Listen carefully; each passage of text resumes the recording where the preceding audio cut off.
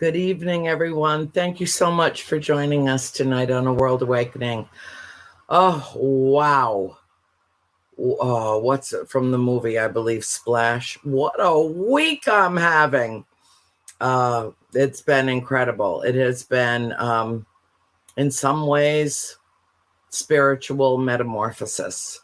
I can't really explain, but I want to tell you, I thank you all.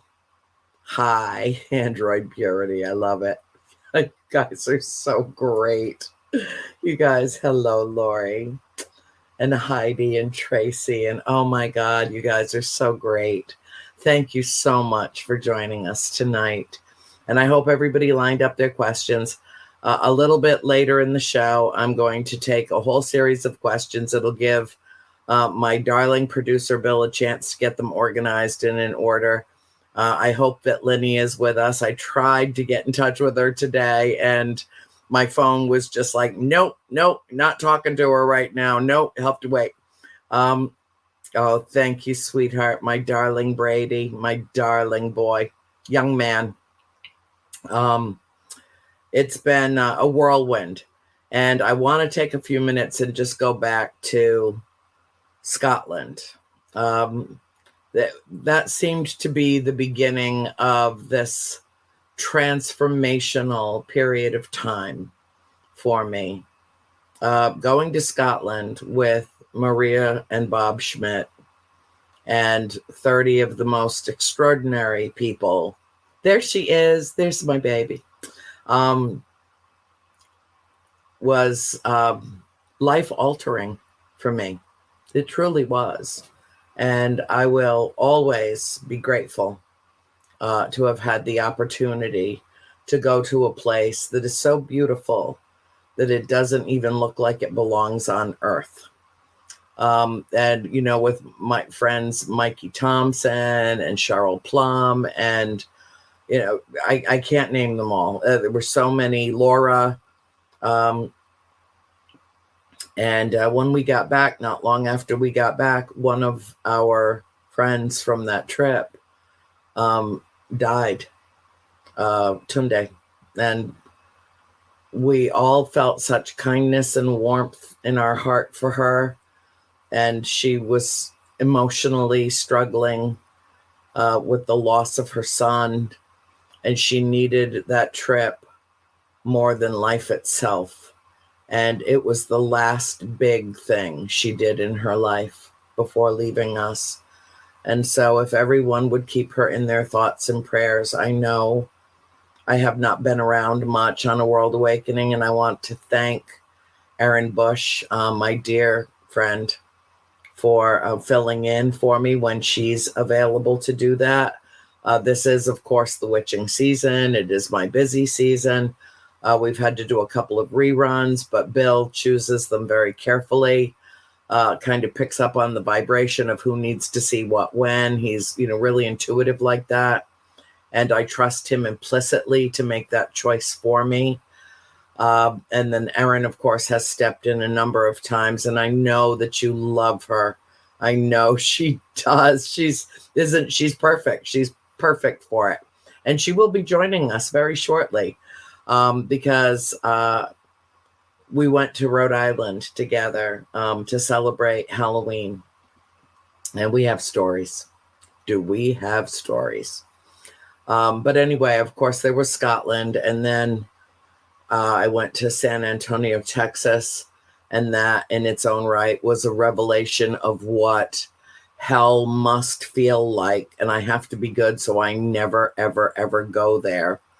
I think the coolest it was the entire time I was there for a good 4 or 5 days was 82, I think was the coolest it ever got. And I live in Florida, and I was appalled by how hot it was. I had never been there at this time of year. Casey. Oh. I know she is, isn't she? She's so sweet. And that's really her. That's like how she really is. Oh my God. You're kind of like me. It's like, you can only just take so much of the sweetness. And then you're like, really? Are you really so sweet and nice to people all the time. You know, I've said that to her too, and she said the same thing to me. And yeah, the answer is yes. Mostly yes. Jacob, my mother is doing very well, honey. Thank you very much for asking. I will be seeing her soon, very soon, next week. In a few days, I'll get to see her because I'm going to fly out of Atlanta for our next trip, my last trip of the year.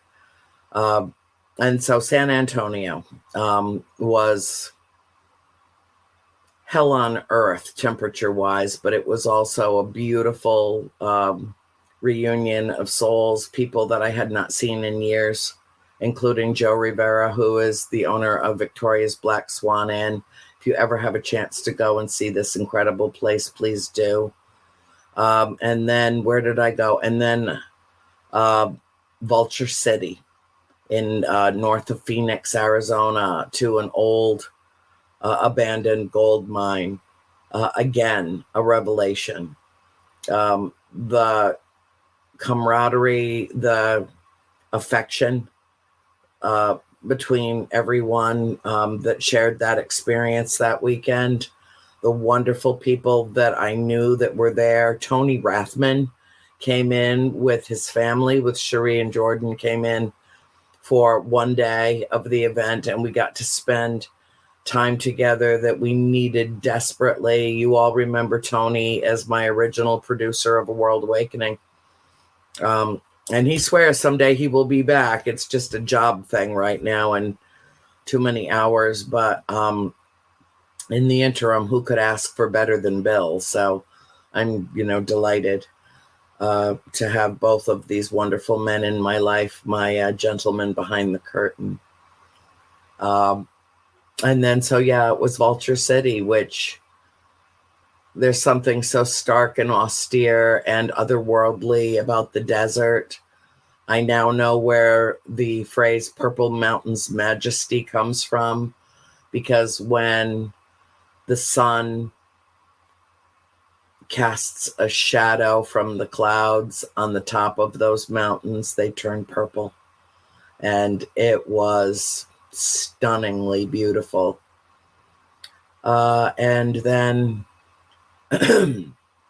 okay, Vulture City. And then, wow, I don't have my calendar in front of me. I don't even know where I went next after that. But then I went to the farm. If anybody remembers where I went after Vulture City, please let me know, because I don't recall. And then Harrisville. And for me, that's going home. For me, Jacqueline put together on very short notice. I mean, she's only owned the farm a few months and had to make many changes and get it prepared for the event that she had planned, which ended up being scaled back because it was utterly overwhelming on paper. So if it was overwhelming on paper, then it would obviously be overwhelming in person. But it worked out beautifully, splendidly. For the most part, everything just flowed. And I want Erin to tell you what she thinks about the 4 days that we spent at the farm. So, Bill, if you would be so kind. Hello, Erin. Hello.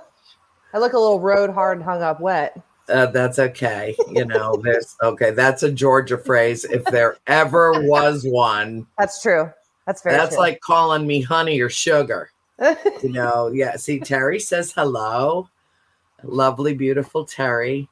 And Jonathan, oh God. Oh, so great to see Jonathan. And Jonathan, isn't he a love bug? Isn't he just special? He is. So many people. I got to see so many people. Brady, there's my Brady. Oh, Erin, I believe you're the one that took the group hug pictures? Yes. Yes. Okay, you can thank Erin for the group hug pictures, Brady. Hi, Beth. Hi, sweetheart. Hi, ladies. I want to, before I say anything more, I want you to share your experiences going to Rhode Island with me for the first time and visiting that farmhouse and being there for 4 days in my presence. And what did that mean? Deb. Thanks, Deb. I think on some level I'm still struggling to find the right words for this weekend.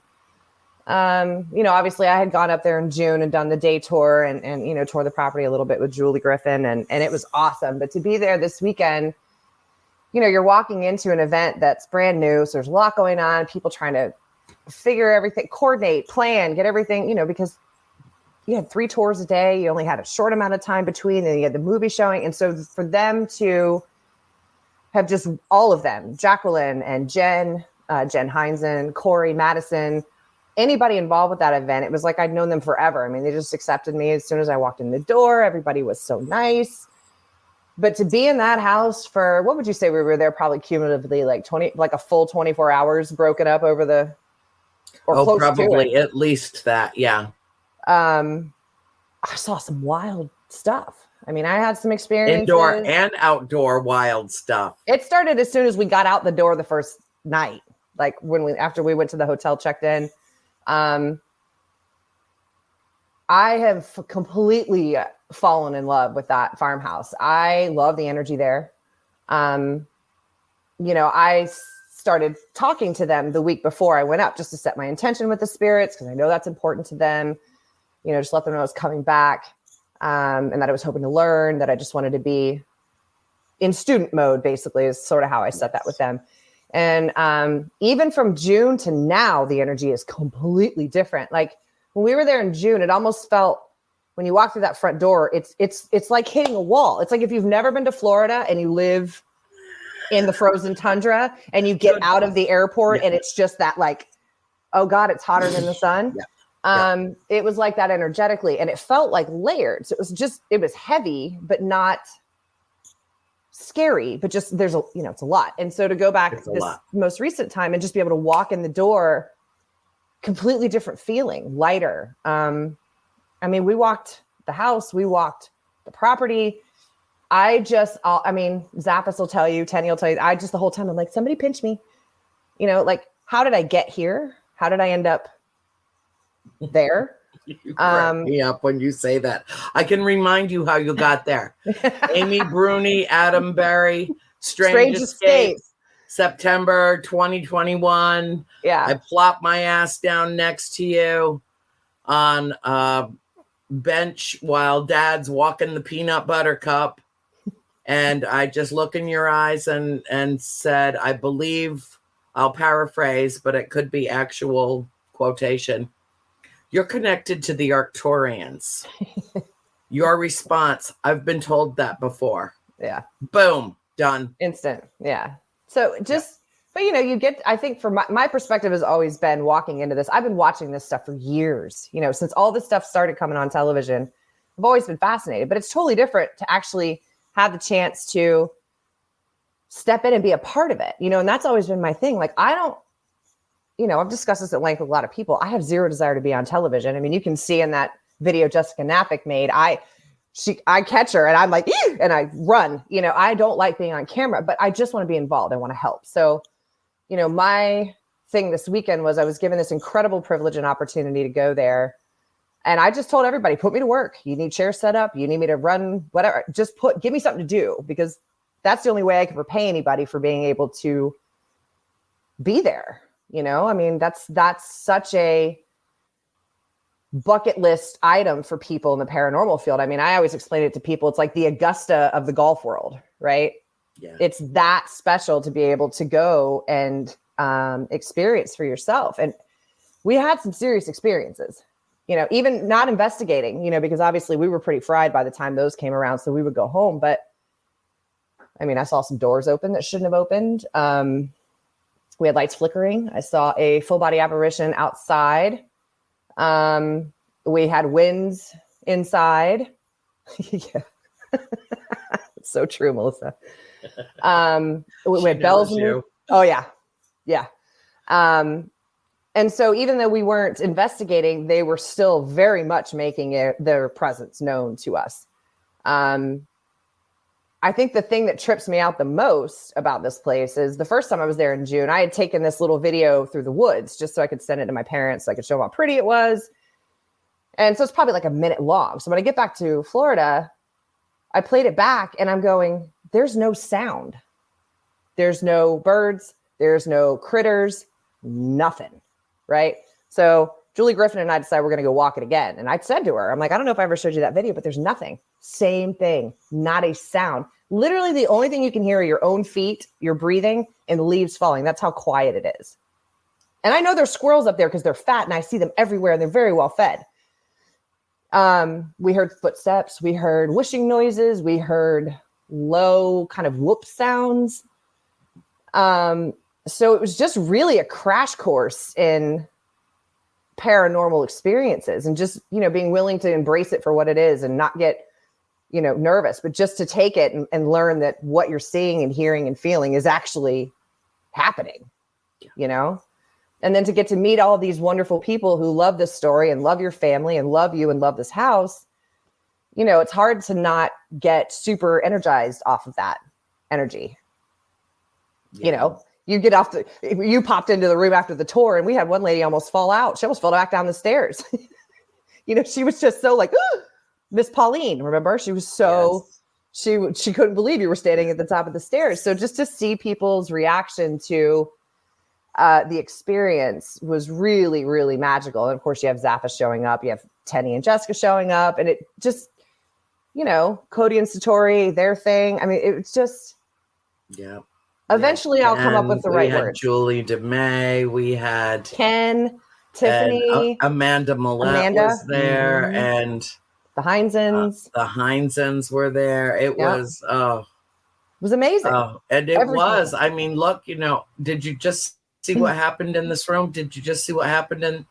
Okay, well, like this whole room just filled up with light for a split second. I just, my whole room that I'm in just filled with light for a split second.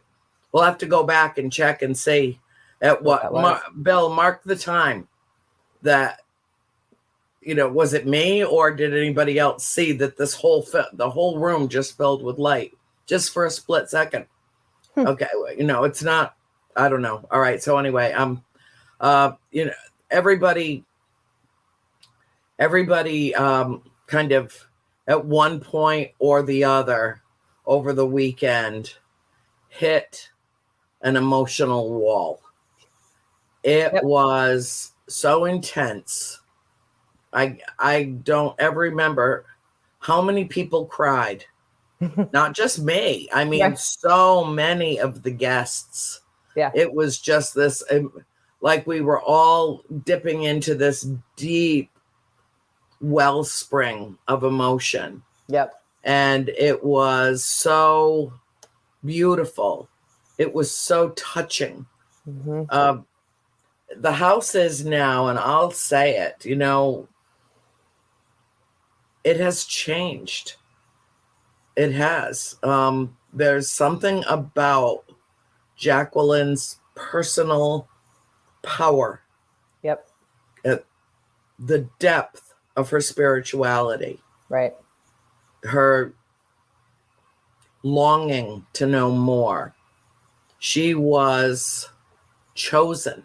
Mm-hmm. She was chosen by the universe, not just by the Heinzens, by the universe, to be the steward of that remarkable sacred place. Yep. And there is a truly, I always talk about the sacred feminine energy rising. That's what's happening there. Yep. It's affecting the men as well as the women.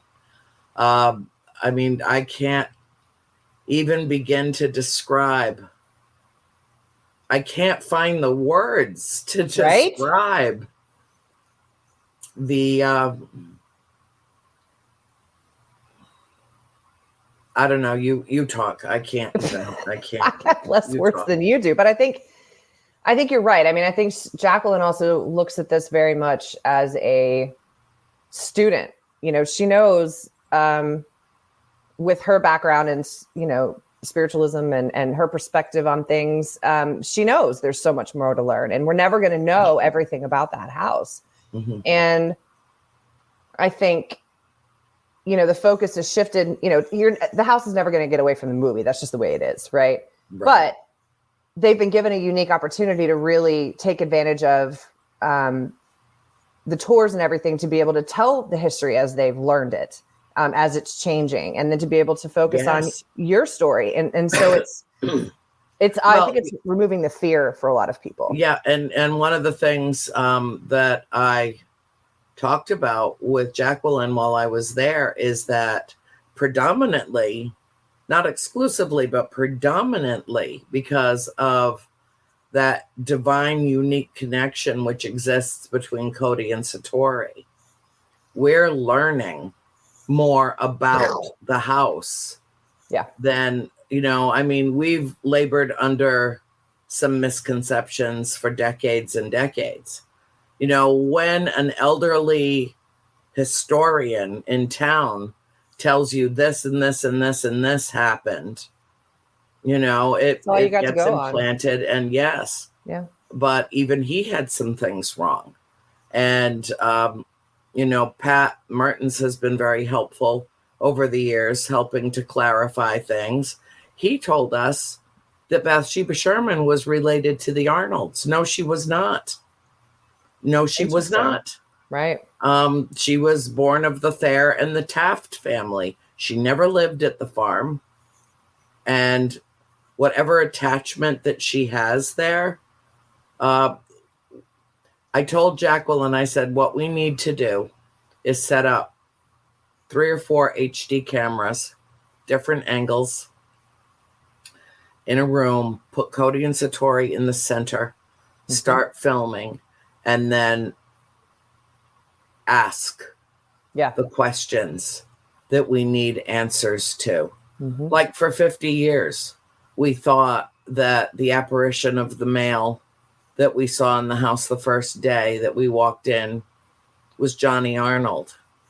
And then they discover that his name is Joseph. Right. And then when everyone looks at each other confused because they don't ever remember seeing that name in the trilogy, in my books anywhere, he clarifies with them, Nancy called me Manny. Yep, I know. Okay, it's 50 years later.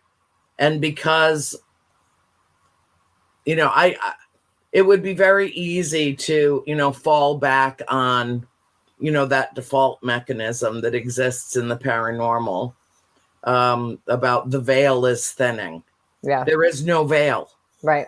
There is no veil. Agree. But whatever line of demarcation does exist between their dimension and ours has been pierced. Oh, yeah. By Cody and Satori. I never thought I'd live long enough to see it. I thought the spirit box was like an uber wicked cool thing that you could actually get stuff through. Right. That made sense and, very specific messages. And I thought probably that's as close as we'll ever come. And now we have them. Oh. And in real time, get our questions answered. And there's Jacqueline plugging in the dates of birth and death that they're giving them of their own birth and death. And she's coming up with pictures of the Arnold family, Abigail. It's astounding. So I told her, I said, I've been telling the same story for 12 years, actually for decades before that, but in print, 12 years based on my family's best recollections of what we were told, based on what my mother remembered of the history that she had researched. We'll never know the whole history. We'll never know how many people lived and died in that house because those that moved on don't leave an imprint. Right. But I want to get it as close to correct as possible. So I told her while I was there, she and I had a talk. Because I had said something, I think, during my lecture that had already been disproved. And it didn't, it's like hardwired in Habit, my yeah. DNA. Yeah. Yeah. And I was like, oh shit, oh my God, Right. and I said, and in that moment I said, me, if I make a mistake, I own it. I do. I own it. I said, what we should do, Jacqueline? This is what we should do. I'm going to reprint the books with color photos so that we can have special editions. I have a printer that will actually print the books with the original color photos in it. And I want to go back through each volume one at a time and go back and look for any historical references that were inaccurate. Talk about hearsay and as I have about, particularly about Bathsheba, and how dangerous that can be in terms of misrepresenting I'm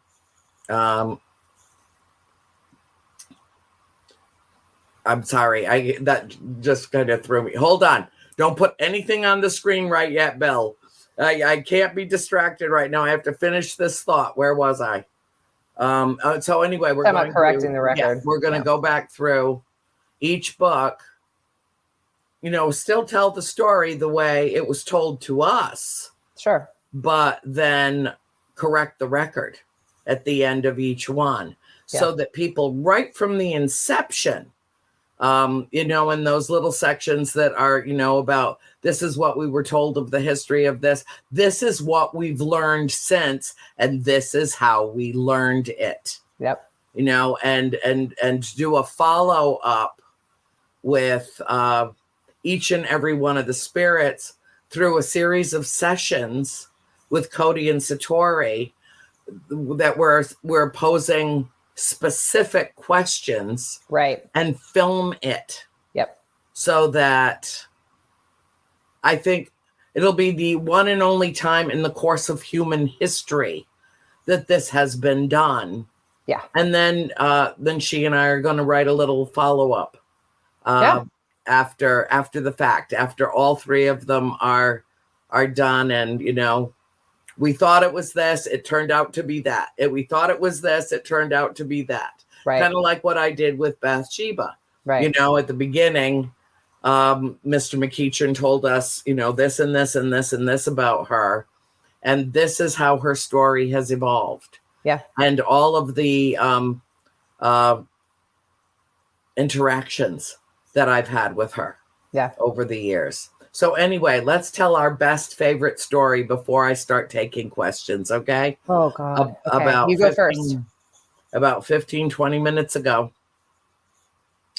I sent you a message just before the show started. And I told you that I had just done an hour-long session, a virtual session with Sam Beltrusis and everybody. Okay, it's the light again in the room. Is it just me? Am I the only one that's seeing this? I haven't seen it. Okay, all right. So but it might be behind, like in front of you, but behind, obviously. Like it feels like it's coming from over my head. So anyway, I'm just gonna, I blame everything on April anyway, so it'll be her. And she did steal my rose quartz angel, so that would probably be fair. That's the story I was just going to tell. Sorry. I'm fired. Okay, so we're in the hotel room. I'm hitting a dead spot. I'm like depleted energetically. I got nothing left in the tank. I throw myself down on my bed. You're sitting on the other bed. And I closed my eyes. And at some point, you must have gotten up and went and retrieved a rose quartz little angel statue and laid it next to me on the bed. And with my eyes closed, not knowing it was there, because I think I had slipped off into a little bit of a nap. You did. When I woke up, I just reached out and just took the angel into my hand. Like I didn't see it. I just reached out and it came into my hand and I closed and I could feel this warmth and this beautiful energy from it. And I opened my eyes and I looked at it and I looked at you and I said, "Did you put this here?" because, I wouldn't put anything past her. And It's fair. And you said yes, that you felt like I needed it, and you laid it next to me on the bed. And so that was great, and it was wonderful. And I picked it up and I looked at it. And then I put it on the, not the nightstand, but the table adjacent to the television. So it would be with your things and you would see it. And then I took a shower. We got dressed. We went to the farm, yada, yada. We were there for hours and hours. We came back to the hotel room. I never asked about it. It was gone. I figured you'd put it back in your things. And went to bed. Came home the next day. And about an hour and a half ago, as I was slapping on a happy face to do Sam's Mass Paracon event virtually from an undisclosed remote location, Right. the Man Cave. The Man Well, I Cave. guess it's disclosed now. I opened up my makeup bag that had been sealed since we left. Because if you think for 1 second I've put a stitch of makeup on since I've been home, And I open up the makeup bag, and here is the rose quartz angel. And that my mom gave inside to me. my makeup bag. Yeah. So I took a snapshot and I sent it to you and said, my sister, the kleptomaniac, has apparently taken your rose quartz angel, slipped it into the bottom of my makeup bag, and I just found it. Yep. And I thought I put it back, but I may have left it on the counter, but it didn't even dawn on me to check when we left because we were, oh, nice. Yeah, my mom gave me that. She sent me that angel. And so clearly you would have noticed it, because you're so meticulous when you pack. You would have said, here's your angel. Don't forget it. I know it's from your mother. Like, put it in a safe place. Yeah. Never done on either of us. So she absolutely snatched that thing and put it, but she knew you needed it more than I did. So I think that's awesome. It's not like I don't know where you live to come get it. But that's a testament to the kind of magic we were witnessing all weekend, Yeah. That just made me, I was walking the dog when he told me that. And I looked at the phone. I was like, holy shit, about to drop the phone, And I know she knows where that angel is in my house because she's been to my house more than once. So I'm sure she knows what that angel means to me. So, and she could have picked anything. We had several things for you to choose from but I felt like very strongly that you needed it. So I did. I never put it in your hand and you were out. So I literally just put it probably a foot from you. Yeah. While you were sleeping. And then the look on your face when I came back, because I think I'd gone downstairs to get something and I came back up. Coffee for me to bring me back to life. Yes. Yeah. But your eyes were just like, holy shit, you're not going to believe what just happened. Did you, like you said, did you put this in my hand? I'm like, I put it on the bed, but I didn't put it in your hand. So crazy. Crazy. Absolutely crazy. You know what else was crazy? When we were standing in the driveway out in front of the farm over the barn, and that thing that appeared in the sky, that flash of light that appeared in the sky, I've never seen anything like it in my life. It was huge. It was absolutely huge. Well, and we saw it the night before. Yeah, but not that big. It wasn't that big. It was like in our atmosphere big. Yeah, that was amazing. And you're talking about the big flash by the barn or the triple flash big flash by the barn. Yeah, the big one that looked kind of jagged, like it was compressed. I mean, it was completely clear. There was, but it looked like bolts of compressed lightning that were all together, smushed together with jagged, asymmetrical ends, and just flash. I mean, it was just like a corona. Weird. It was amazing. It was beautiful. I'll never forget it. Well, and to see that, because we were outside with Reed, who I also got to meet, who I love, and Zappis. We were standing outside, and we all three saw it at the same time. Fucking Zappis. I know it. Yeah, well, see, he doesn't want to talk about that. He is so terrified. I think he's really, really, really afraid of probing. I really do.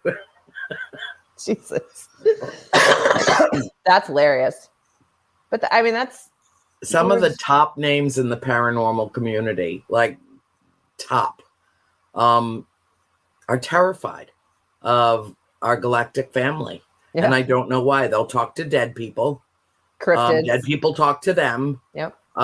You know, they've got like all this, you know, these deep tendril links in the depths of the paranormal with the dead, but they don't want to even acknowledge that sentient, prescient beings are circumnavigating the globe. Right. They don't want to talk about that. No. Too much. Mm-hmm. Too much information. TMI. Yep. The only one who is the polar opposite is Tenny. Yeah. Yes. And, I mean, you asked what my favorite memory is. It's hard to pick one.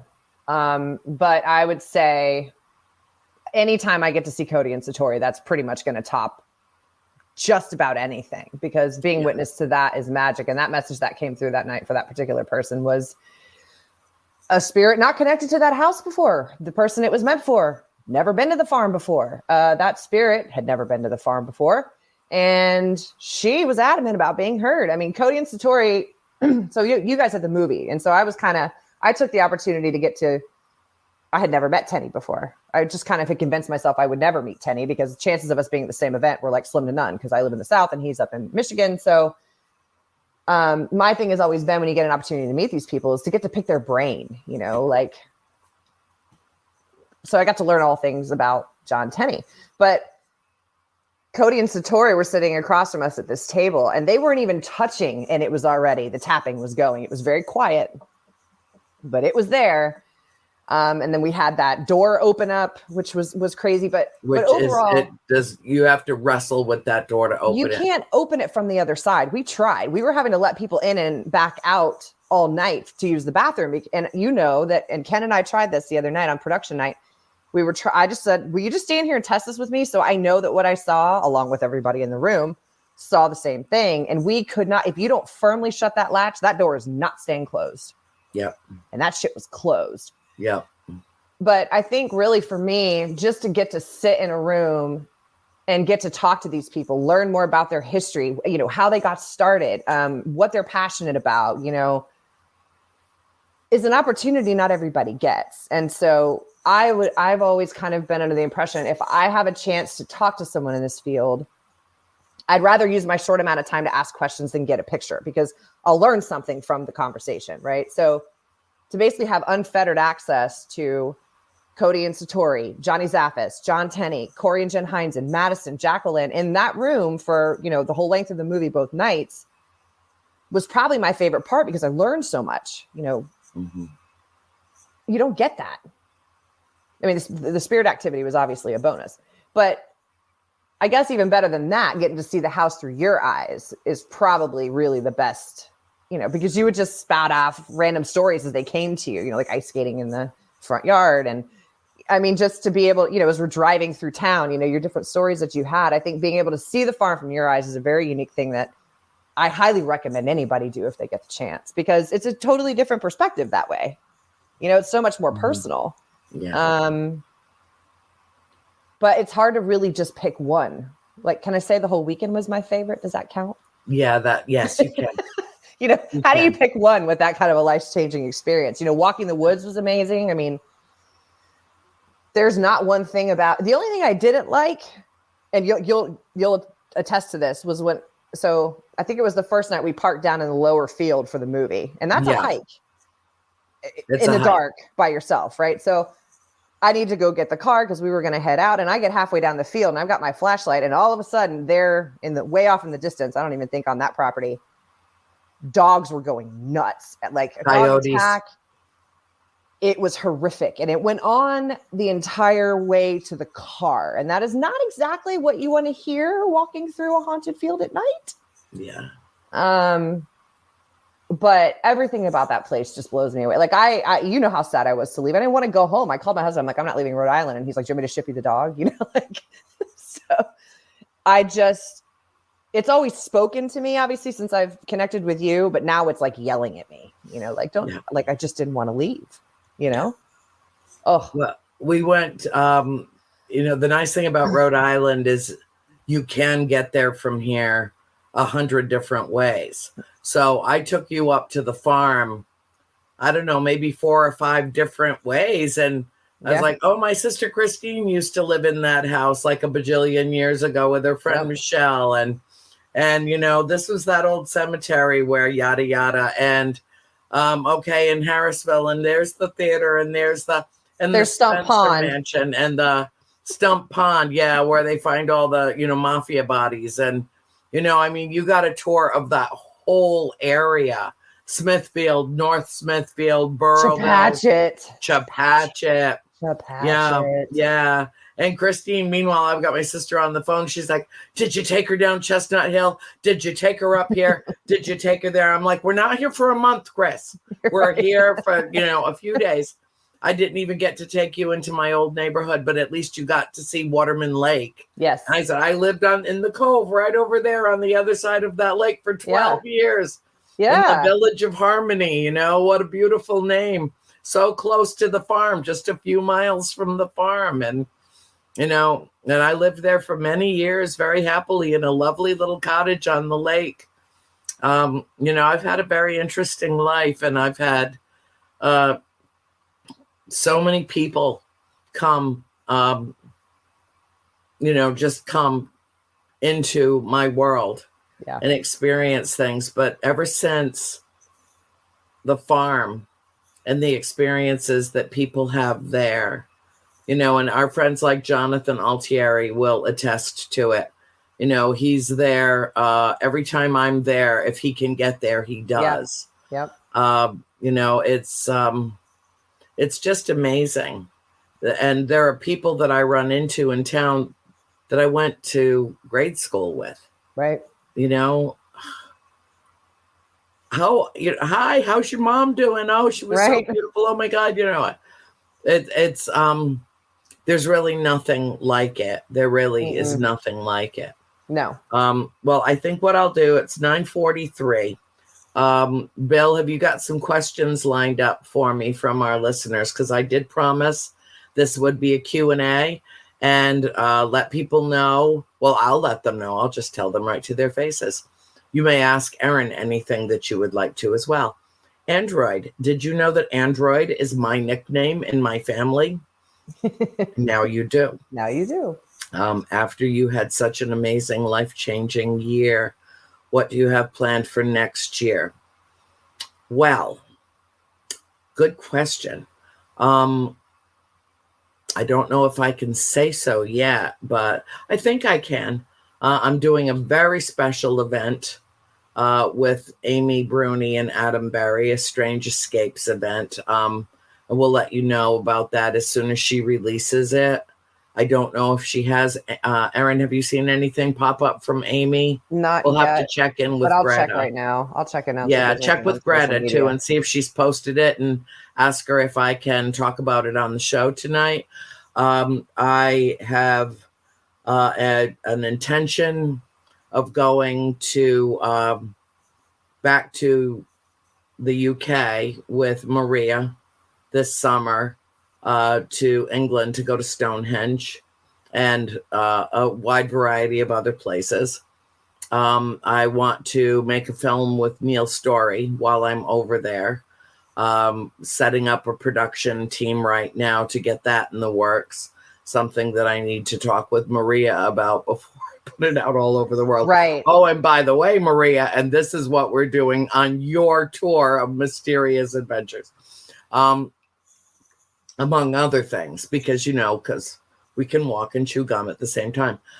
Next Some weekend. Days. Not after I left the farm for 4 days. I couldn't. No, not always, but mostly. That day I was mostly dead. So, but we did have lunch. We had a wonderful lunch with RJ Heim, my friend, wonderful reporter that's worked for more than a quarter of a century at WJAR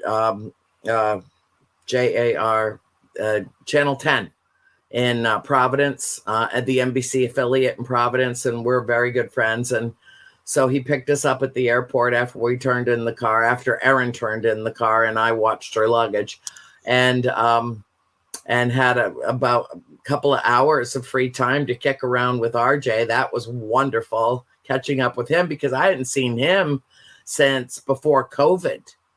I didn't get to see him when I was up in 2020 because we were only there for 2 days. Dad and I filmed a documentary at the farm, and then we were filming on March 11th of 2020, which was the day. Not only that my first book was published in 2011 on March 11th, 2011, right. But on March 11th, 2020 was the day that the World Health Organization declared COVID a pandemic. Right. Said, don't announce it. Okay. All right. I won't announce it yet. Thank you, darling. Yes, ma'am. But yes, there will be an event with Amy and Adam. And as soon as Amy puts it out there, I will share it and let everybody know, and anybody that can come and be with us on that remarkable escape will have joy brought into their life. Next weekend, I am lecturing at the Starworks Symposium in Laughlin, Nevada. That's starworksusa.org. If you're anywhere in the area, it is like going to grad school of UFO studies. And, it's really an extraordinary event. So I'm doing that. That's my last event of the year next weekend. And Dad's coming with me. A bunch of my friends and producers, cinematographers are coming in from California. And we're going to be not only attending the symposium, but they're going to film my lecture, and we're going to integrate that into a documentary to disperse quickly into the world, because the message is urgent, and some healing is urgently needed on planet Earth, which is in its probably most fragile state since humanity manifested in form on its surface. Mm-hmm. That's a nice way of saying we have completely fucked this up. Right. And understatement of the century. It's just time to get our ducks in a row. Yep. It's time. Mm-hmm. And or the time is now. Time is now. And next year, I've got so many irons in the fire, and I've got so many outstanding projects going that I don't really know how it looks.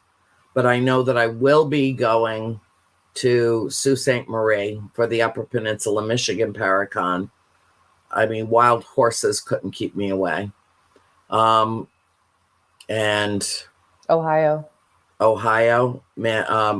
State Reformatory in Mansfield is in May. Mm-hmm. And what else? Ocean State Paracon. Don't have dates on that yet or where. But fingers crossed on, what I want to happen. And who else knows? I don't know. I don't think that I will be doing as many Paracons next year. It's really just a matter of having too many irons in the fire, too many projects going at once. I'm trying to finish my next book. I'm trying to revamp my website. I have like 3-4 to-do lists going at once, but I will go to as many events as I can manage. And in the interim, I'll keep you posted, and make sure that you're on Buttercup Brigade, because Lynn Ann Bowling, my admin for that page, is absolutely meticulous in her attention to what's next, and make sure she pins it as a notification at the head of the page. So, find me on Facebook, Buttercup Brigade, or my regular page. And I, put out regular notifications of where I'll be next. And God, I love being out among my people, Erin. You know that I do. You know that I do. Takes a toll, though. It's there's nothing more fulfilling, nothing more gratifying. And even Sam said tonight while I was, lecturing at the Mass Paracon from my disclosed location, he's like, please tell me next year you'll come to the Mass Paracon. Please tell me you'll come, because there's nothing like a hug from you. There's just nothing like a hug from you. Yeah. And I get told that a lot. And it's because I put my whole heart and soul into it when I embrace another soul. Yeah. And that purity, that frequency and energy exchange is impactful for both of us. Oh, yeah. It really is. So it's just the travel gets really, especially yeah. these days, that gets taxing, Yeah. being around all those people. I don't even want to talk about what a nightmare it was to get to Scotland and what a nightmare it was to get home. Mm-hmm. All I know is for the time that I was there, I was in Scotland, and I didn't even want to think about what I had to go through to get there. And it really pisses me off, honest to God, Erin, it really does. I've told you this because, at the beginning of COVID, our country coughed up bajillions of dollars to keep our airline industry intact for when we came out on the other side of this horrific disease. And I don't know what they did with all the money, but they sure didn't keep themselves properly staffed. They sure didn't keep the maintenance up to date on these massive things that fly, 35,000 feet in the air. I had to get off of a plane just when? On your way up to Rhode Island. To Rhode Island, yeah. We're all loaded up on the plane. Sorry, folks, this plane's not going anywhere.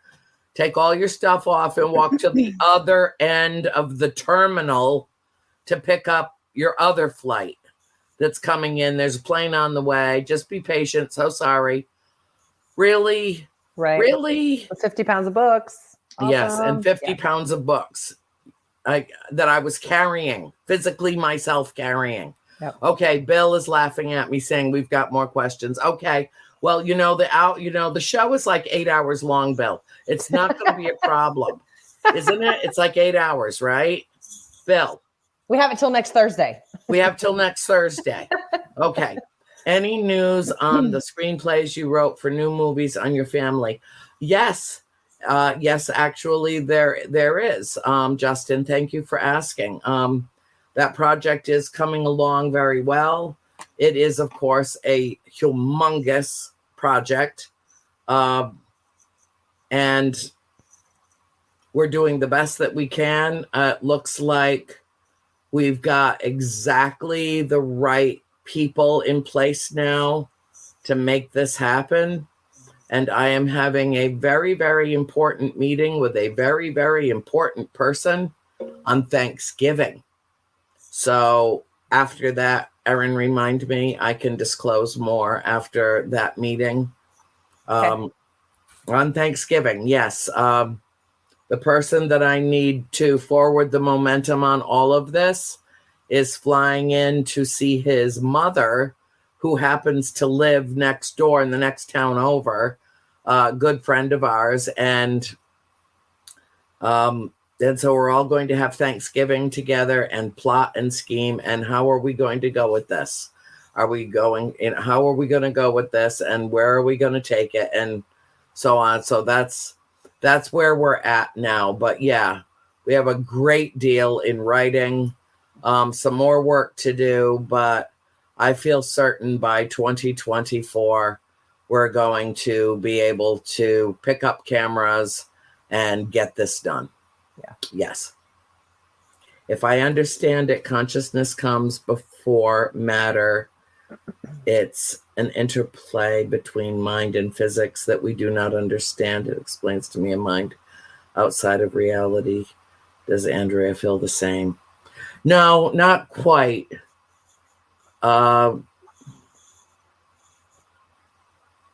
I think that everything is one thing. Everything is one thing. I don't think that, one came before the other, or one came after the existence of one thing. I feel like everything is energy, everything is consciousness, everything is existence. And there is no line of demarcation between one or the other. The interplay is complete. It's like you cannot extract the filament of a thread from a perfect tapestry and leave that tapestry complete. Right. And so that's how I feel about that. Okay, next question, please. There's a big announcement you had a couple of weeks ago. Can you divulge it yet? Liz, okay, you have too good a memory for your own good, lady.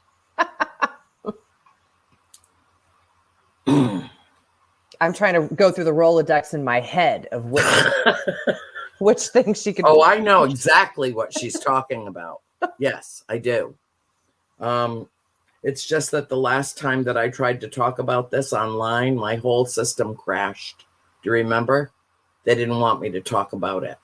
All right, so we're going to give this a shot, and I'm going to give you a few little tidbits here.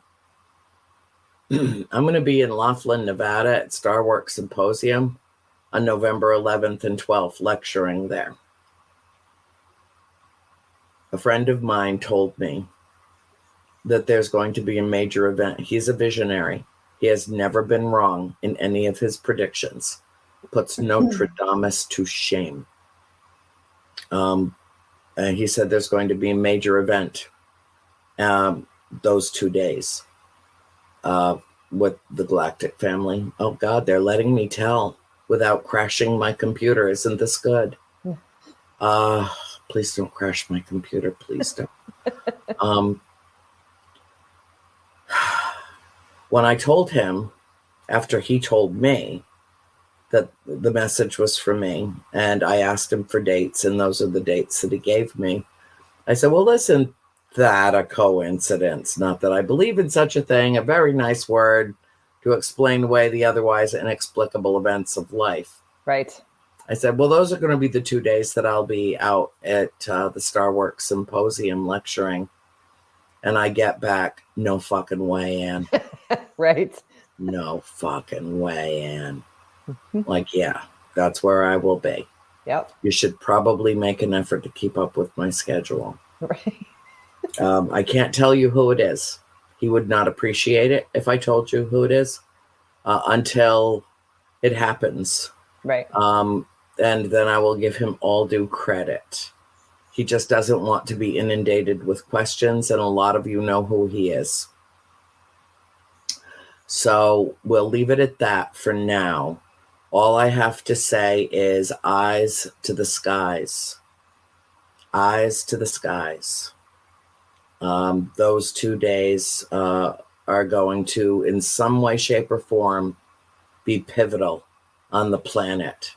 And that is why I have got a crew of cinematographers joining me in Laughlin for that weekend, because when we are not participating in the actual symposium, we will be filming and filming and filming and hope to capture what has been predicted to occur. That's as much as I'm going to say about it. If they thought this weekend was crazy, yeah, they're in for quite a ride. Yeah. Exploring that end of things, Yeah. It's going to be pretty epic. Yep. Pretty epic. Amazing. 10 o'clock, straight up. Who's got a question? Android. Hi, Erin. I'm interested in getting some Reiki done. Do you have tips on how to find a skilled Reiki practitioner? You're actually talking to her. Erin is a highly skilled Reiki practitioner. So just reach out to her. She's the one that keeps me upright. That's all I got to say about that. And I know some really great people that work in the field. Glenda Dawson is Mm-hmm. one of them. Glenda Dawson is one of the most gifted, most energetically compelling human beings that walk the planet. Agree. But you are so incredibly gifted. You're an energy worker. I mean, Reiki is part of it, but there's something about what you do, Erin, that's different than I have encountered with anybody else before. So I do admit to the whole world that I rely very heavily on you, and that when you get a text at 10 o'clock at night that says, help my back, I know to go get 10 ounces of water and lay there and let you do your good work remotely. I thought they postponed it. What do you mean by that, honey? Disclosure. While she types that, I'll tell Android too. I think obviously I do sessions virtually, so you can always come to me directly. But I think I always tell people, some people have a hard time wrapping their brains around the fact that you don't actually have to be in front of the person to get an effective session. Mm-hmm. So if people are really wanting hands-on, I say, look in your area. There's also, and maybe I'll put it up on my Facebook page. I'll try and there's a link, and I think you should be able to look up Reiki practitioners in your area. But I always say go with who you feel good with. Just go with your intuitive sense. But I got certified right before COVID happened. So I had to go distance real quick. And that's pretty much all I do now is distance healing. But yes, you're right. Mine has morphed a lot, changed a lot, still changing a lot. I mean, we had changes this weekend with it. Yeah. But I think you have to go with your gut and who you feel comfortable with. And it also depends on what your goal is. What are you looking for? What's your price range? Some practitioners can be incredibly pricey, not saying it's not warranted, but you got to really, the biggest thing for me would be go with who you feel comfortable with. But you're welcome to message me directly. I do sessions all the time for people. I think it's really what my life's work's about, and again, it's not my energy. I'm channeling it from elsewhere, but we keep, since I've met Andrea and have established my connection to the galactics, it's just morphing, changing. But that would be my suggestion. Find somebody in your area if you want to be local, but find somebody that you're comfortable with in a price range that you feel good about. Because it can get super expensive. And I kind of took the path of keeping my sessions affordable because I'd rather people be able to have access to it. Not knocking anyone who, that's just how I've operated. But it's also not my main source of income either. I do it. My husband gave me great advice. He's like, don't ever make this your job, because I would take the passion out of it. So I've just kind of let it grow organically. So hopefully that helps. But you can always message me directly if you have any other questions about that, and I can do my best to help you find somebody in your area. So hopefully that helps. Okay.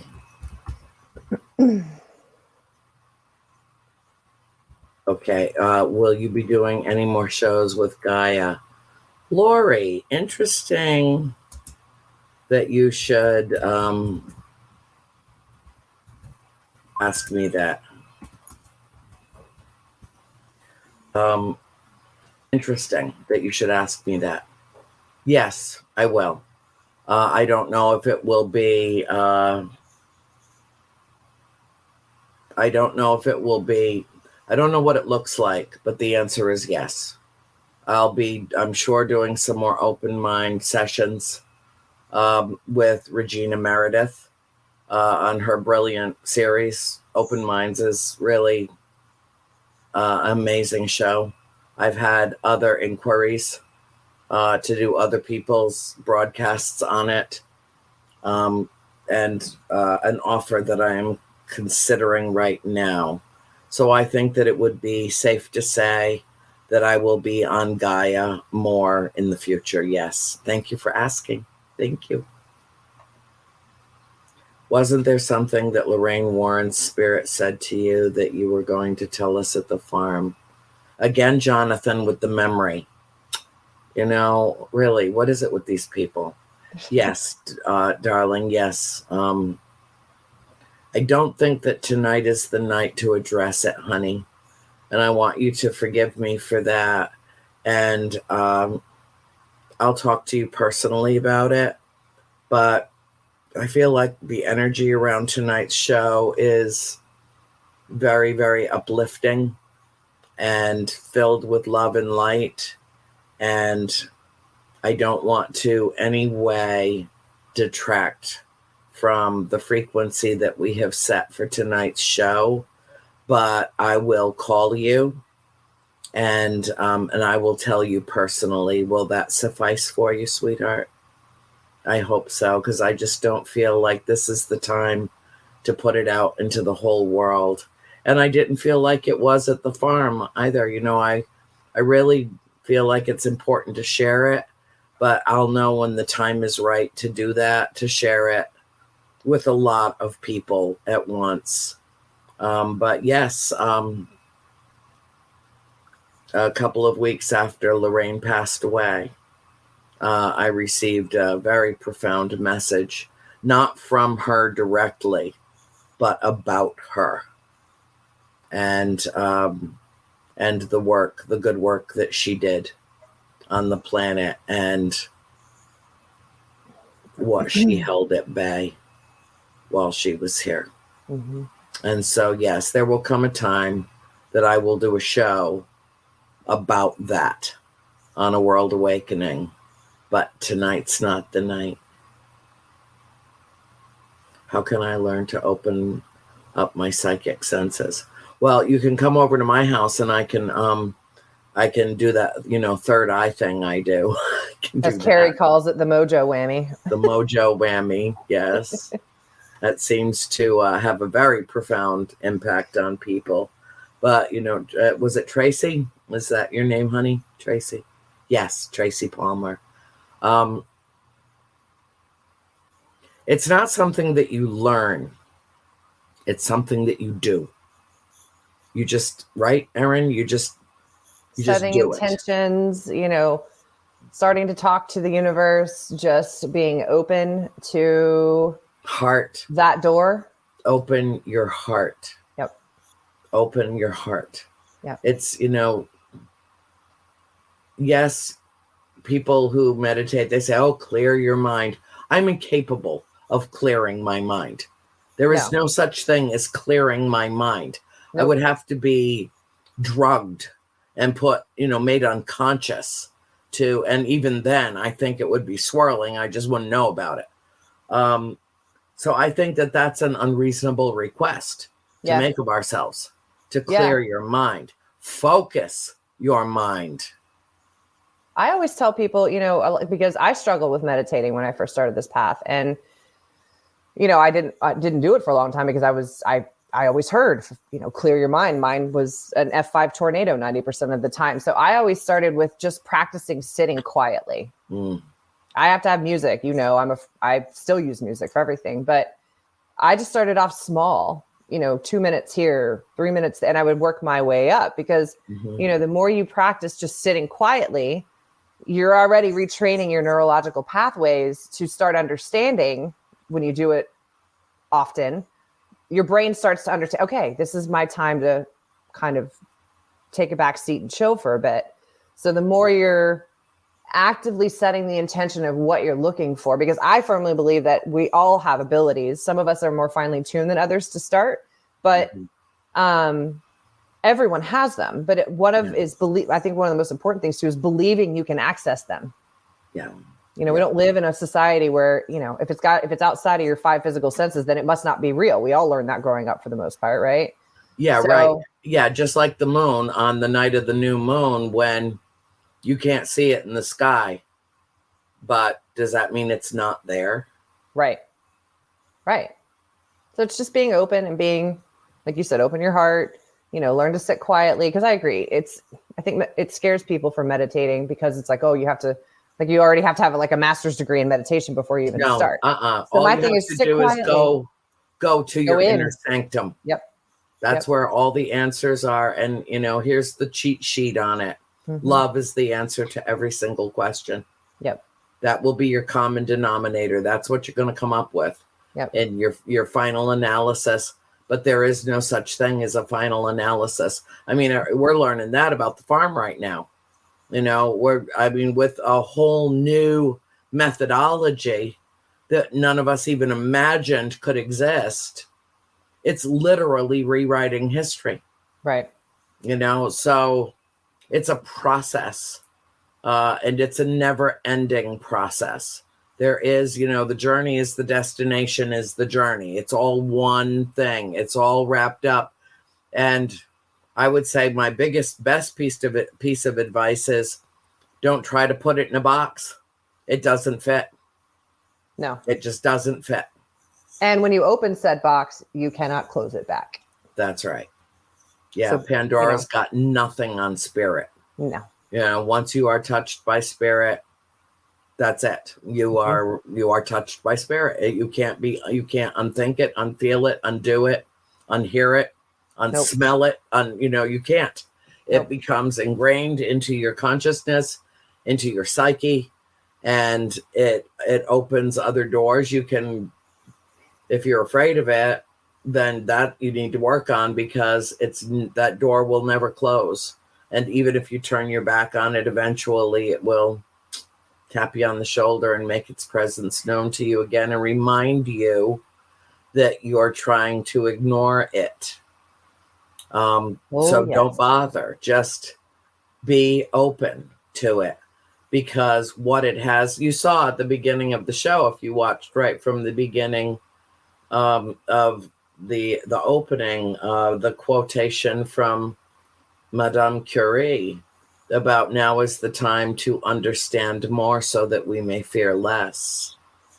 Fear is our nemesis. Fear is our Achilles heel. It is what holds us back from our spiritual ascension. And fear is the opposite of love. And people think that the opposite of love is hate, but fear is born of hatred. No, I'm sorry. Pardon me. Hatred is born of fear. Facts. Yeah. And so I think that, she really nailed it with that, because we do fear what is unknown to us. And so the search, that exploration, that investigation, that journey that we go on, our little excursion into the netherworld, once we have a sense that something's really there, even if we don't see it, we feel it. Right. That's where you really begin to open up that door. Right. And it's a gradual process. It can be a very peaceful, loving process. There doesn't need to be any fear associated with it at all.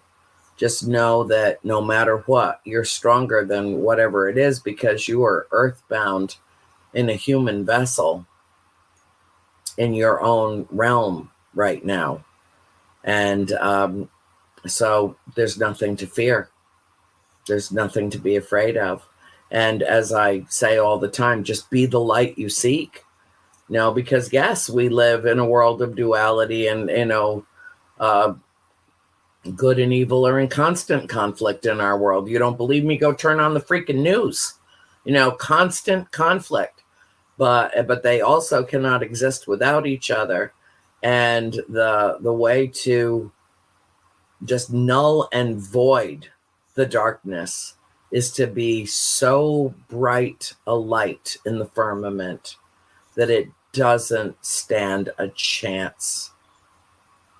Well, I think too, part of this process and really tapping into that stuff is shadow work. And I know that gets tossed around a lot, but again, that's duality as well. I mean, you're having to,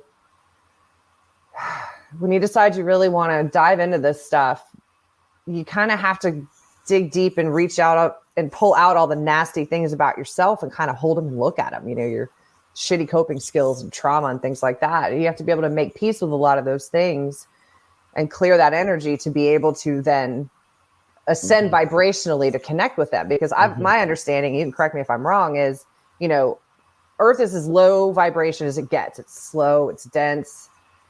they're as high vibrational as it gets for the most part. And so what happens is, they have to come down a little and we have to go up, right, to make that connection. But to be able to continually raise your vibration, there's just, shadow work is very important to clearing yourself out so you can energetically reset and be able to take in the love that comes from those experiences. And don't assume it's going to be all unicorns and rainbows either. I think that's a common misconception in this wellness, spiritualist movement. A lot of times is you only see people's happy side of it. But there's a lot of, I know for me personally, a lot of crying and rocking back and forth going, what have I gotten myself into? But I had to go through that to be able to make the connections that I have now. So, well, when you're a very empathetic person, when you're what some people refer to as a sensitive, you can't help it. We do go into dark space. I cry every day. Mm-hmm. I don't care if it's over a dog food commercial that it's got a doggy. I used to have a dog. I know. The peanut butter box is coming. The peanut butter box is coming. Yes, I know. That always cheers me. The peanut butter box. Where is she? Where is my dog? She's probably with your dad. Oh, she must be with Grandpa. Yep. Oh my God, I can't believe she's not in here. I'll have to open the door and let her in. Mine is broken. He's on his back with legs in, all these different directions, flat on his back. There's a He's very flexible. Yes, like he is. Slinky. Yeah. Bernie is very flexible. Bernie is flexible. He is. Yeah. All right. Hold on just a second. Talk for a minute. I'm going to go get her. Hold on. Oh, going to go track down the peanut. Yeah. I can't let anybody see my messy couch behind my chair. It's not even that messy. There you are, you peanut butter cup, you silly doofus. That's a really good question. So when I first started this path back in July of 2019, I had actually gone back to a therapist for counseling. And my sister had been trying to get me to see this therapist for ages. And she was not only a therapist, but she also had a spiritual side to her, a spiritualistic side to her practice. And so I was really just going for trauma counseling, basically. And it was established pretty early on that there were some abilities there that I was unaware of. And then when this all opened, it was literally like the door was closed and then it was open. So I was hearing things, feeling things, seeing things, rocking in the corner, like, oh my God, what's happening? So it was suggested to me to take a Reiki course to learn to hone my intuition, to understand energy better, because I didn't know anything about any of this stuff. I had no clue. And I fell in love with it. So instead of doing a level 1, I just went ahead and nailed and banged out the masterclass, and just so happened to find my passion in the process. But it started just as a recommendation to try and figure out what the French toast was going on with me, reign in control. So that's how I started getting into it. What was the last question that came up that I missed because I was getting the peanut? Android was asking how I got into Reiki in the first place. Oh, okay. Yeah. Oh, got it. Okay. Suggested by the therapist. Oh, hi, Peanut. Mr. Peanut's my baby. And we think he'd be a great tour guide for under 18. Jen, love the idea. You would have to talk to Jack. Well, and of course, it is not my house. I think that, in my opinion, I know, baby, you're so sweet. In my opinion, it is good to bring in, Cody and Satori started working in this field when they were a little older than that. Maybe early teens. Yeah. And look what has come of that.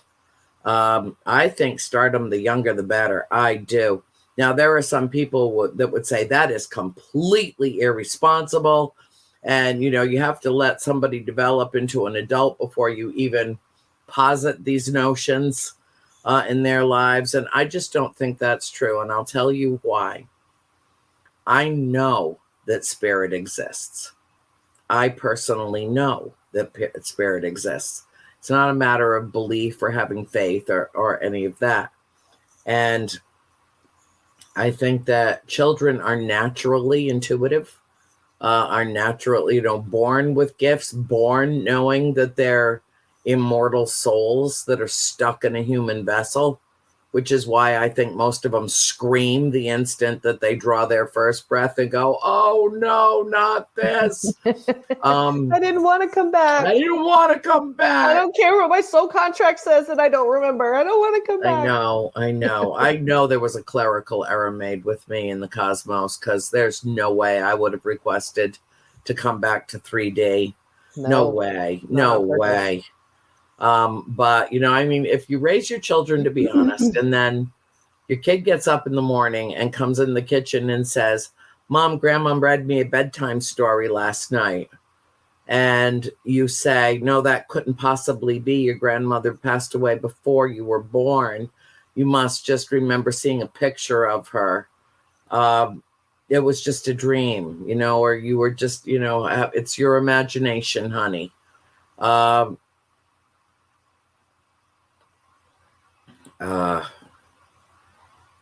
Instead, validate. Say, "Really?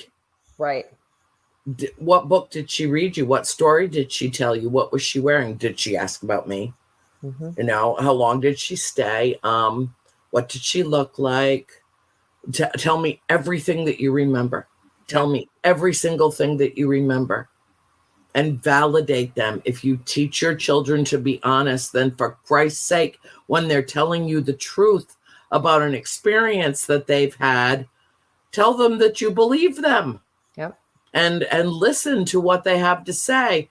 And that will begin the process of opening them. And it won't have a detrimental effect on their natural evolution or their socialization through school. It's not some kind of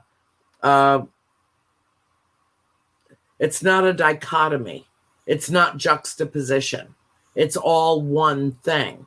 If you want who was it that said, I think it was Einstein that said, don't hold me to it, that said, if you want brilliant children, read them fairy tales. If you want more brilliant children, read them more fairy tales. It is that triggering and the opening of that curiosity, that fascination, that imagination that will carry them through into life, that unlocks their creative energy and their devotion to learning lifelong. It's a really good way to set them off on their path. A really good way. So that's my opinion about that. And yeah, I think that it would be great if there was a 12-year-old tour guide at the farm that took kids through it. I think that would be fantastic, but it's not my house. Talk to Jacqueline and see what she thinks about that. I did see your bright light flash again. I did see it this time. Mm-hmm. Okay. Yeah. I got something. Well, Dad said there was something in the house last night. Someone in the house last night. There was a lot of light in his room. He felt something on the bed with him that just, sat briefly and then left. And, it could have been April. I don't know. I know April's around a lot. I know she was at the farm. The most brilliant, wonderful thing that happened when I was there was looking up into the face of John Tenney and for a split second thinking, wow, that guy looks so much like John Tenney. Right? Holy shit. It's like a spitting image, like he's got a twin. Right. It is John Tenney. I mean, it did not compute. It did not compute that I would just turn around and I'm still floating. I so desperately wanted to take him to the farm, to show him the farm. And this is how the universe will completely, utterly jerk you around, okay? Completely, utterly jerk you around. In between the last tour of the day and the beginning of the crowd coming in for the the viewing of The Conjuring, we slipped away from the farm, and I went to visit a childhood friend of mine that I have known since he was 9 years old. And he is into 3 decades of suffering from adult onset muscular dystrophy. And he was in a hospital rehab facility in town, just a different village. And I went to see him, and I hadn't seen him in about 8 years. Very close family friend, very close. And to say that my heart is broken, to say that his affliction is proof that life is unfair. The last person on earth that ever deserved to suffer like this. I don't know how I kept it together. And I thank you, Erin, for being there for me through that experience. And then we drove back to the farm because we had people coming, and I spent as much time as I could. And he was trying to eat his dinner, and, I needed to express my love and my affection and that of my entire family for him, terrified that it would be the last time I would ever see him. Mm-hmm. And then we go to the farm, and I have had to compose myself, get back into the frame of mind that I needed to be in to go there and go from one of the lowest spots of my life, the most heartbroken time of my life, to joy when I turned around and I saw John, and he grabbed me in his arms and held me, and our bodies vibrated together. And it felt like the whole earth shifted. The farm and everything under it just shifted underneath me. It was a whole different level of excitement and surprise than I think I've ever felt in my whole life. Yeah. We got to the house, and I went inside, and you were outside smoking a cigarette before we went back in. And Jen Heinzen comes up to me. She's like, "So there's somebody here to surprise Andrew." And I was like, "Oh, that's fun. Who's that?" And she goes, "It's somebody named John." And I'm thinking, well, Zaphis had come the night before. Right, exactly. And so I'm trying to rack, and I'm like, "John Tenney?" John Tenney. And she's like, I think she wasn't sure either, because she had, they surprised everyone, like Zaphis. They did, So yeah, I'm like, he just walks in like he owns the joint, my God. So I'm like, all right, well, let me find Jacqueline, try and clarify. Cause I'm like, if this is actually John Tenney, we may need to find her a chair just in case, Mm-hmm. So I walk into the kitchen, and I'm like, "Jacqueline, do you know if it's John Tenney? John E.L. Tenney?" She's like, "Yeah, I think so." And I'm like, "Oh shit." So I actually missed the front end of the surprise, because I was trying to find them at the other end of the house. They were like, "Oh, he's over here. He's over there. You can find him, Well, and Jessica happened to film it all too. I know. Yeah. So she made that whole thing happen. My dear Jessica Napick made that whole thing happen. Yep. She surprised him with surprising me. Yep. She's an amazing woman. What a surprise. And like you said, the dichotomy of from, in a span of 5 minutes, you were at the bottom of the lowest of the low feeling, and to be able to look up to see bottom. Yeah. And then floating above the planet in some ethereal cloud of joy I've never experienced before. Yep. I have, from the moment, I was always a Tenney fan. Mm-hmm. I was like the only one in the paranormal that I followed at all. The only one. And I always felt, from the moment I first laid eyes on him a long time ago, way before I met him, I was like, I know him. I know that man. I don't know how I know that man, but I do. The same way that Cindy feels about Amy Allen.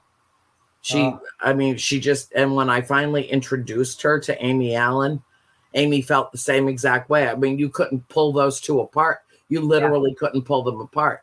It was an amazing thing to see. And I think that we do have very profound, significant soul connections. And when you find one of your people, it is life altering. Yes. And John is one of my people. It is higher love. I mean, he's not from here, neither am I. And I don't know what it is, but I feel like I have known the man for millennia. And to be able to show him that house and just take him by the hand and walk him through that house. And then I think it was you that took a picture. It was you or Jessica took a picture of the two of us. And there's this, we're standing in the, what used to be my parents' bedroom is now the library. And we're just standing there talking. And one of the two of you took a snapshot. And there's this like rainbow mass of like stuff intersecting all around us. I know. So, it was. What's wild about that too is Jessica and I were taking pictures. She was to my right facing the two of you, and we were taking the same picture at the same time. Yeah. My camera picked up nothing, and her camera, and it looks like, because we looked at that thing a lot, and it's like, it's almost like two energies coming together and they intersect right between the both of you. Yes, it's a beautiful photograph. It is. It's a beautiful photograph. Yeah. Yeah, I should post that. I should put that up on Buttercup for people to see it. Well, where they can enlarge it on their screen and go, what is that? Yeah. Yeah. But it's obvious that they're going this way for whatever reason. Energetically, to me, you can just tell. It's like, and then they intersect between us. I know. It was great. I think I felt like it's spirit or it's a physical manifestation of what happens when y'all's energies come together. That it's so powerful that you can see it. Yeah. I don't know. I don't know. It seems to me if that was the case, then both cameras would have picked it up.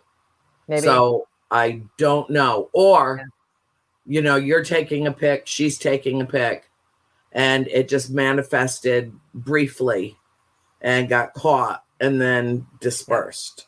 It's a really I don't cool know. image. And we'll probably never know. But it was beautiful. And it's just magical. It's special. Magic being science we don't yet understand. Yep. Was magical. Yep. And lovely. Yeah. Bill, do we have any more questions, honey? Brady. Oh, honey, isn't it past your bedtime? Does mommy know you're still up?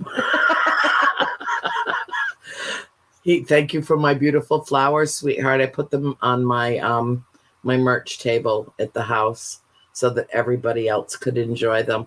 And I will also send you pictures of the bouquet that you gave me at the Ocean State Paracon that turned out to be beyond gorgeous. So anyway, I will send those to you as well. When you see your mother in a couple of weeks, can you give her a hug from me and some love from me? I will actually be going up to see my mother. Dad and I are flying out of Atlanta instead of Orlando so that Mom and Chris can take care of the Princess Peanut Butter Cup while we're away. And it was the only airport I could get a direct flight from, so I didn't have to go to Minnesota or Salt Lake City to go to Las Vegas. Right. Which is ridiculous. Again, airlines. Making no sense. So yeah, we're going to fly out of Atlanta and the princess is going to stay with the Grammy and Sammy, the little white fuzzball dog, and Auntie Chrissy. So I will be seeing my mother next Wednesday. And yes, I will absolutely embrace her and kiss her and tell her that you and your family love her. And I deeply appreciate it, sweetheart. I know that you pray for my mom. I know how much you care about her. And it means the world to me. The outpouring of concern and affection for my mother, I swear to you, this is no exaggeration, the amount of the thousands of people that keep my mother in their thoughts and their prayers keeps her going. It does. Keeps her going. Mm-hmm. And here's another thing, and probably my sisters will be mad if I mention it, but I'm going to say it anyway because I think it's hopeful for anyone who hears about it. But my mom, about a year ago, was really struggling. And it's about a year, not quite, that we arranged for palliative care, where nurses come to her at the house so she doesn't have to go to the doctor's office. They take care of everything and do virtual doctor visits and stuff with her and so on. And when we first filled out the paperwork, she signed, after a great deal of discussion, but between all of us, she signed a piece of paper called a DNR, do not resuscitate. I was not happy about it, but it wasn't my decision to make. And out of respect and reverence for my mother, I said nothing, and she signed it. And Christine just recently re-upped her care cycle, and my mother asked the nurse to hand her that piece of paper, and she ripped it up and said, I want to live.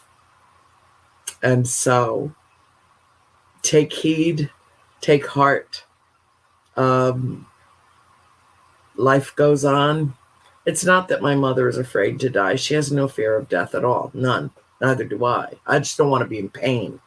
Right. I don't want any pain. But death, it just opens, it flips the page to the next chapter. But I need her. I need her. I'm being completely selfish now. I don't know how to be me without her. And I need her to stay as long as possible. And just to see her make that conversion back to not caring, just wanting to go when the time seems right, to wanting someone to make a concerted effort to keep us with her if the circumstances warrant. Excuse me, gives me a sense of hope for the future. So anyway, I shared that, and probably one of my sisters is going to call me later and say, Anne, sometimes you talk about stuff a little, it's like a little too personal. Well, we all have families that we love, and we all have people that we've lost and that we miss. And don't all of us want to keep our loved ones with us as long as we possibly can? And to see that desire to come back to her gives me reason to keep on keeping on and doing what I do. And you and I are going to take a ride up in early December. Thank you in advance for taking me home to my mom, because Dad can't leave yet. He comes up and spends Christmas week with us, but I've got to be there to, with the cooking and the shopping and the cleaning and the, preparing for the holidays and the decorating and everything. And it's so important to her with all the traveling that I do and the little bit that I get to see her off and on here and there, a week here, a couple of weeks there during the year. This is that chunk of time that I spend with her over the holidays. And it's wonderful and healing for both of us, for all of us. Spend the night party. That's what when we did that last year. I'll only be up there for the one night this go, but it's just like an adult sleepover. We drank coffee and we played Scrabble and we watched Ghosts and we ate stupid amounts of chocolate covered things and pecan coated, sugar coated. It was just an absolute trip. We stayed in our PJs the whole time. And you might want to clarify when you say, and we watch Ghosts, you're talking about the show. The PBS show. The TV show, yeah. Sorry. Yeah, it was really funny. Tell the story about the last time we were there and you were out on the deck with Mom and she heard a noise over under the Leland cypress. Go ahead, tell that story. It's so funny. She won't care if you tell. Oh no, she's a trip. So we're sitting out there and we're, smoking cigarettes on the back deck, and it's probably, I don't know, pretty late for her. She stayed up late with us that night. I think she made it to almost midnight with us. Yeah. And Sammy and Peanut were off rousing doing what dogs do because they heard a noise. Yep. And your mom said something to the effect of, "Why don't you guys get back over here? What are you doing?"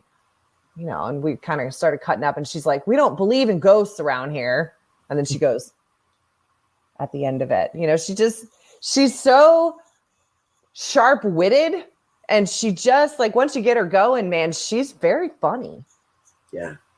She's got a great sense of humor, and she's got a serenity about her energy unlike anyone I've ever met, and I don't know that I'll come across that again.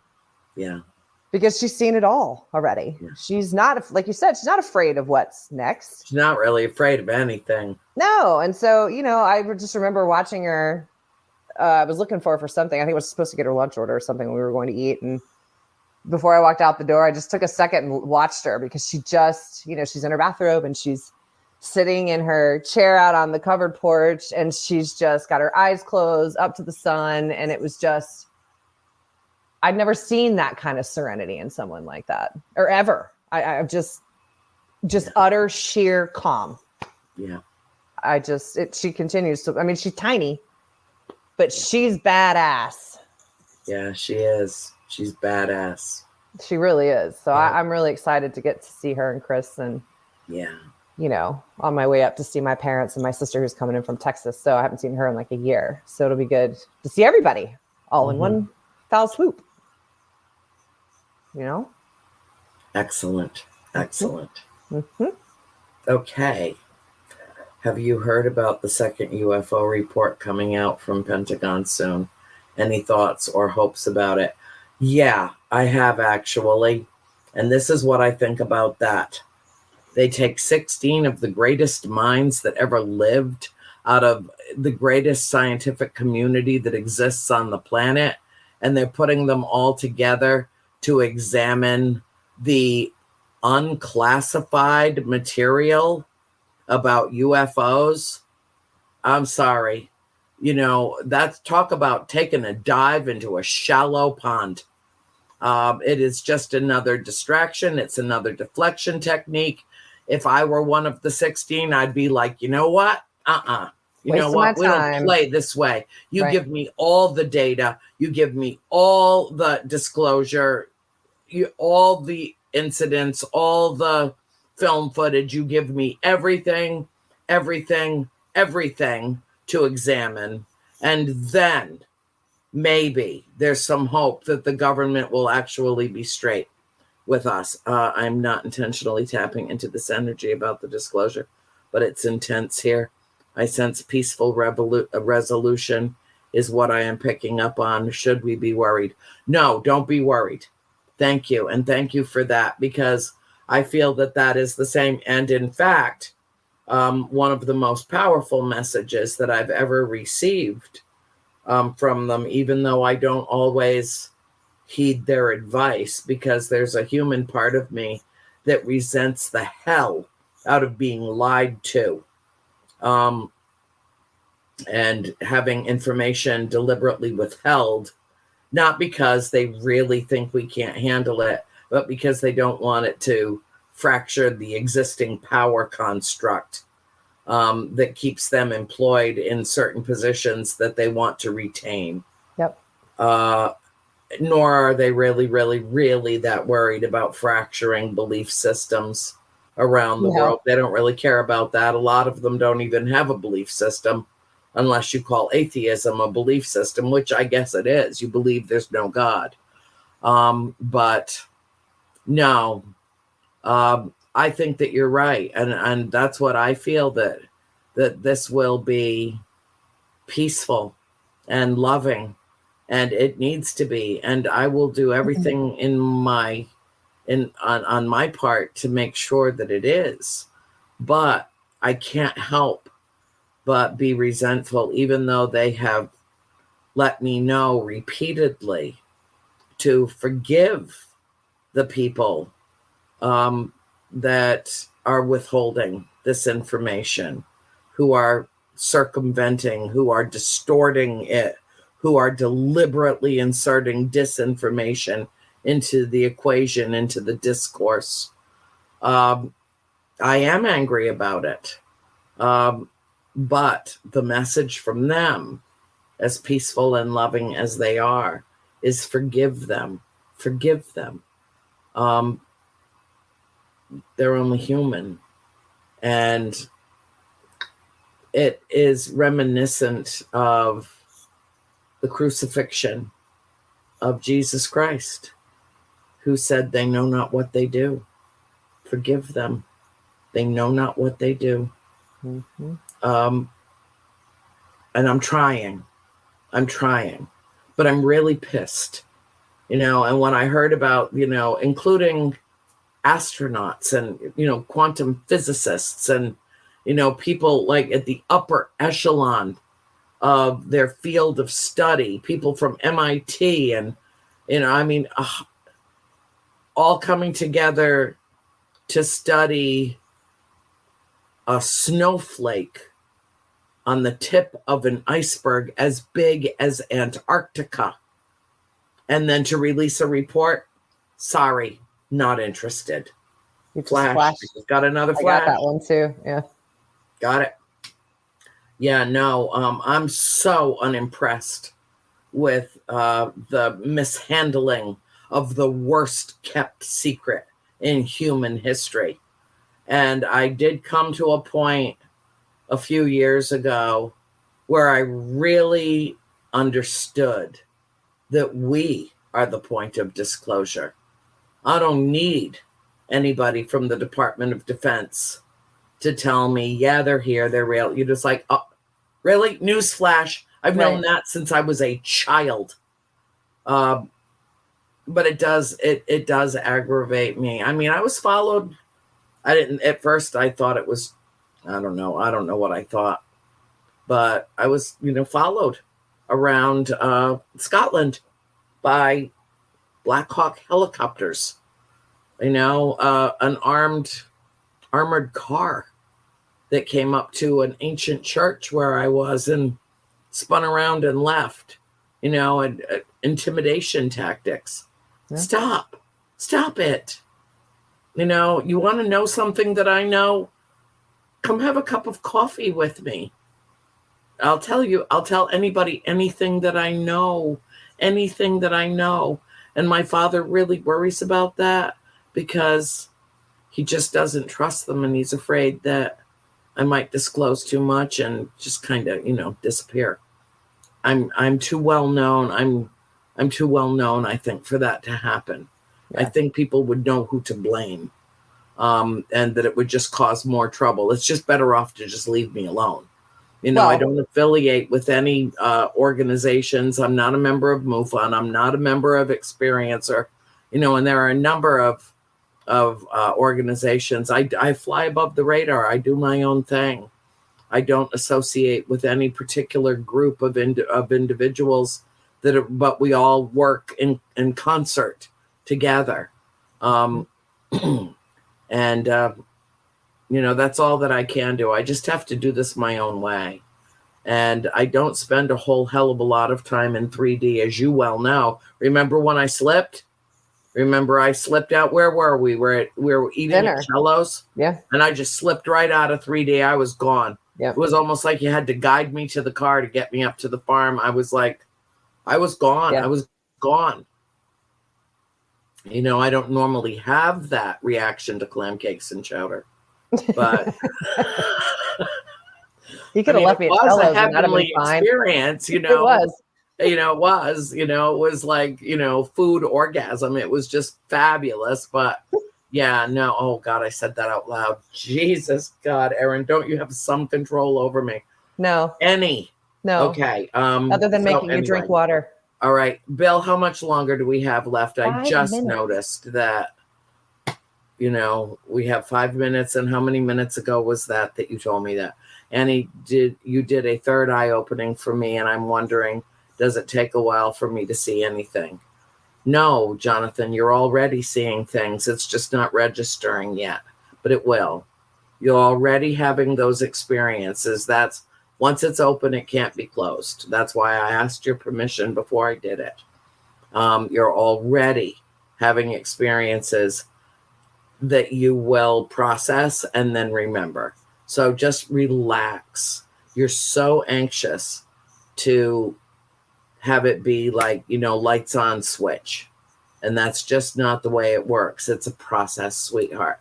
Just relax and let it happen.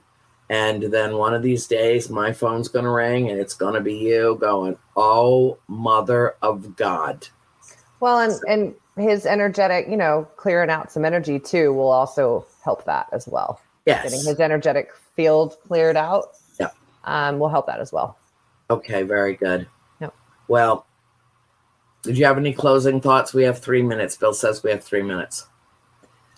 I mean, just that I'm so grateful that I got to be a part of this. And, you scooped me up on this crazy train that I'm sure not still where it's going. And I don't care because it's been one hell of a year. And it's just been an honor to be able to help you in all the ways you allow me to help you. And I'm just so grateful for all of it.